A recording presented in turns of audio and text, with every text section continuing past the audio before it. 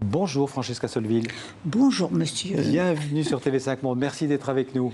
Alors comment résumer une carrière depuis 60 ans en quelques mots? On peut dire d'abord que vous avez toujours été quelqu'un d'engagé, même avant d'être artiste. J'ai lu que vous aviez voulu vous inscrire au Parti communiste français à 12 ans. Ben oui, moi j'ai connu la guerre. Ma mère était antifasciste et mon père était fasciste. Alors il a dénoncé ma mère. Enfin, j'ai eu des tas de problèmes dans mon enfance. Et j'ai su ce qui était le pire et le meilleur. Et c'est pour ça qu'en 1944, à la Libération, je me suis précipitée et le monsieur qui était là, il venait d'ouvrir leur siège. Ils m'ont dit, mais qu'est-ce que tu fais là? Ben, je viens prendre ma carte. Voilà. Donc votre engagement politique, à gauche évidemment, a toujours été quelque chose de tout à fait naturel pour vous. Ah oui, parce qu'il a fallu dès le début savoir, quand mon père et ma mère se sont séparés et que l'un était vraiment mauvais, j'ai eu la chance d'avoir un père terrible, mais comme ça, ma mère était adorable, donc j'ai fait... Ça s'est très bien Votre maman passé. était d'origine italienne, d'où votre prénom. Oui.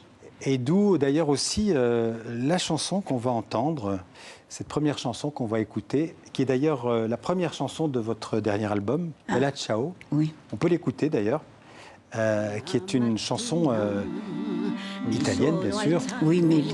C'est la chanson en fait des partisans, on peut dire, des résistants. Oui, mais elle a été copiée sur le chant des rizières. C'était les femmes qui étaient dans les rizières. On vous entend chanter.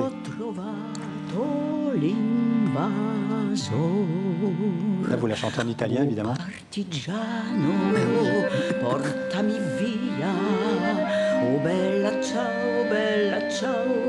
Qu'est-ce que ça, comment dirais-je, suscite chez vous quand vous entendez ça? Ben, ça me dit qu'on a toujours eu raison de se battre contre la haine et se battre contre ceux qui ne pensent qu'à l'argent. Voilà, et la liberté, elle est là. On est libre de se battre. Vous avez enregistré plus d'une vingtaine d'albums. Vous continuez à chanter aujourd'hui. On peut dire votre âge? Oh ben oui. Alors dites-le vous-même. Ben, 87. D'accord. Donc il y a deux CD qui sont sortis en 2019 chez EPM Music, un double album Mes Amours, 60 ans de lutte, de combat et d'amour. Ça résume un peu votre vie. Oui. Et puis les 13 coups de minuit, qui est cet album-là, avec donc Bella Ciao, et puis toute une série de reprises. Oui, parce que je voulais voir comment, à mon âge, je pouvais continuer à partager l'émotion, une émotion sincère avec les gens à travers ces chansons-là. Alors ce qui est étonnant, c'est qu'au départ, Francesca Sotteville, vous étiez une chanteuse lyrique. Vous avez chanté dans les salons bourgeois de Paris. Oui, même des princesses, hein, attention.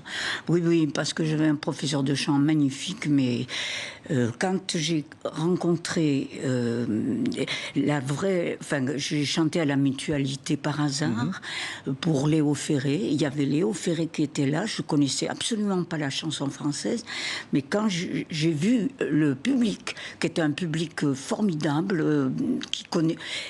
et qui ne connaissaient pas des tas de choses. Donc j'ai préféré aller prendre les chansons de Ferré et aller chanter pour des gens à qui j'apportais autre chose qu'un peu d'émotion simplement le soir. C'est Léo Ferré en fait qui vous a poussé à vous jeter à l'eau. Voilà, complètement. Ouais. Parce qu'il n'y a que ça qui compte, l'émotion. Et que si on la partage avec des gens, il vaut mieux partager une émotion en leur ouvrant d'autres portes. Alors, il y a plein d'hommes qui ont compté dans votre vie. Il y a Léo Ferré, mais il y a aussi un autre homme qui est Jean Ferrat. Oui. Et il a chanté Ma France en 69. C'est un titre qui est un titre évidemment super connu de Jean Ferrat. Ben oui. Et vous l'avez rechanté à l'occasion de ses funérailles en 2010. On va écouter un extrait. De ce que j'ai vécu à ce que j'imagine, je n'en finirai pas d'écrire ta chanson. Ma France, au grand soleil d'été qui courbe la Provence, des genêts de Bretagne aux bruyères d'Ardèche, quelque chose dans l'air a cette transparence et ce goût du bonheur qui rend ma lèvre sèche. Ma France, je vous voyais chanter en même temps très ému. Ben parce que pour l'enterrement de Jean, c'était... On était très très très nombreux. C'était fou. Il y avait 2 kilomètres de la route qui était pleine de gens. Qu'est-ce qu'il a représenté pour vous, Jean Ferrat? D'abord, j'ai fait une tournée avec lui. C'était pas par hasard, mais j'étais en première partie. Et on est devenus très amis parce que il était le contraire de moi. On vous voit là, on vous voit avec lui là. Ah oui. Voilà. J'étais extravertie, moi. J'ai toujours été extravertie. Et lui, il était introverti. Oui. Et, Vous étiez complémentaires alors? Complètement. Non, mais c'est vrai, on a fait une tournée, j'ai fait une tournée formidable. Et on est restés très amis. Il a acheté sa maison en Ardèche, moi aussi, j'en ai acheté une plus petite. Alors, Ma France est une chanson qui date de 69. C'était difficile d'être un artiste, une chanteuse ou un chanteur engagé en 69 sous le général de Gaulle? On a toujours été engagés. Et moi, j'ai jamais eu de problème. Je veux dire, j'ai commencé en 59.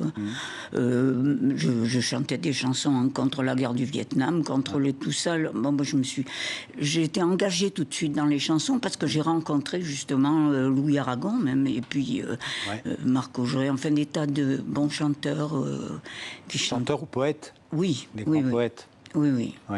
Qui était Alain Leprest? Oh Alain, c'était un génie. Moi, quand je l'ai vu arriver, je ne le connaissais pas. J'étais sur la place à Entraigues. On vous voit avec lui? Ah oui. Voilà. Il m'a dit, je vais t'écrire 2 chansons, mais je ne savais pas qui c'était. Et quand je l'ai vu, on aurait dit Rimbaud. Et je lui ai dit, tu m'en écris 22. D'accord, on est partis ensemble chez son copain musicien. Il m'a écrit 24 chansons. Donc. Ouais. Eh bien, on va vous écouter, avec le groupe La Rue qui est à nous, chanter un texte d'Alain Leprest qui s'appelle « Les petits enfants de verre ». Ah oui. On écoute. Il y a aussi des fois les petits enfants de bois.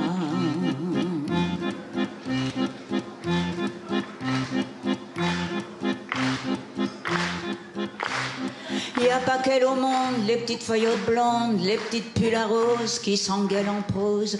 Faut pas oublier les petits en papier, les petits au charbon et ceux en carton. Voilà, Alain Leprest. Il faut lui rendre hommage parce que c'est quelqu'un qui est un peu disparu, qu'on ne connaît pas. C'est un chanteur injustement oublié et un poète injustement oublié. Complètement. Mais il n'est pas arrivé au titre de star. C'était quelqu'un qui était aimé par beaucoup de monde, dans la société aussi, les plus petits, les plus grands. Je veux dire, c'était un homme... Enfin, moi, j'aurais été amoureuse de lui si j'avais été plus jeune, quoi. Mais non, et c'était l'émotion qu'on partageait, c'était unique, quoi. Ouais. Alain Leprest, donc. On vous présente parfois Francesca Solville comme une chanteuse communiste. Oui. Oui. Alors, vous avez quitté le Parti communiste en 68 après l'invasion de l'armée soviétique en Tchécoslovaquie. Oui. Vous êtes resté fidèle aux idées communistes. Oui, complètement. J'ai repris ma carte après. Je suis toujours inscrite au Parti communiste. Pourtant, j'ai l'impression que vous êtes plutôt plus anarchiste que communiste. Ah non, mais anarchiste, c'est plus simple aussi dans la vie. Hein. Même dans la radio, partout, on dit on est anarchiste, ça va. On peut être tout ça. Mais communiste, inscrite, ça va pas. Oui. Mais vous restez fidèle aux idées communistes. C'est quoi le communisme pour vous? Pour moi, c'est le communisme, c'est pendant la guerre. C'est ça que, quand il y a eu ces luttes effrayantes entre Hitler, Mussolini, et puis il y avait Staline. Oui, mais qui a quand même pactisé avec Hitler. Oui, je sais. Mais c'est lui qui, quand même, est venu... On se demande si les Américains, on les attendait, ils n'arrivaient pas. Ouais. Et finalement, ils sont arrivés parce qu'ils ont vu que les communistes arrivaient de l'autre côté. Alors, en France, on ne peut pas dissocier les communistes de la fête de l'UMA. On va vous regarder chanter en 2010 à la fête de l'UMA. Ah oui.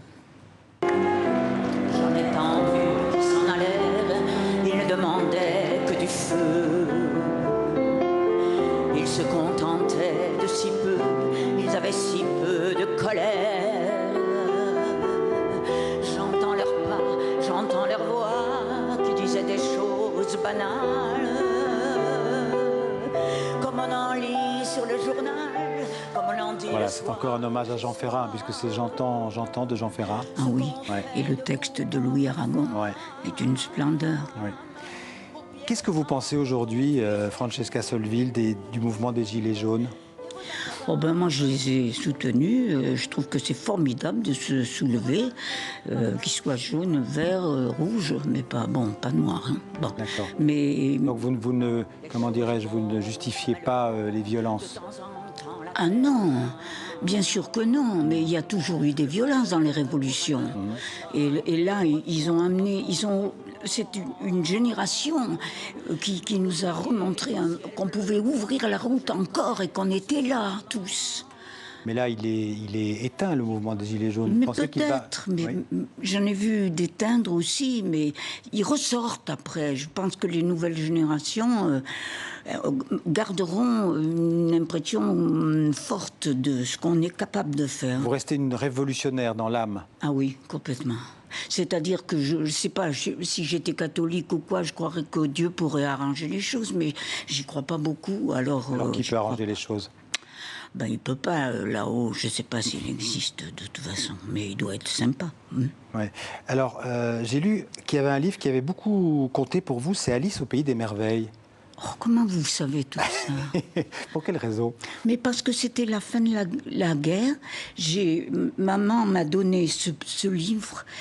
C'était en 44, quoi. J'avais 12 ans. Et cette petite fille qui se débrouillait partout, toujours contente, jamais pleurant, jamais abattue par les choses, trouvant une solution pour tout. Elle m'a ouvert le chemin. Je me suis dit, c'est elle qui a raison, c'est Alice. Et la poésie aussi, parce que c'est très poétique, Alice au pays des merveilles. Vous avez les deux. Ben oui, bien sûr. Voilà, je rappelle, ça passe très vite, je rappelle les 13 coups de minuit. Ce ne sera sûrement pas votre dernier disque, en tout cas c'est le dernier en date. Et puis aussi 2 CD, donc un double CD sorti chez EPM Musique, Mes amours, 60 ans de lutte, de combat et d'amour. Merci beaucoup Francesca Solville.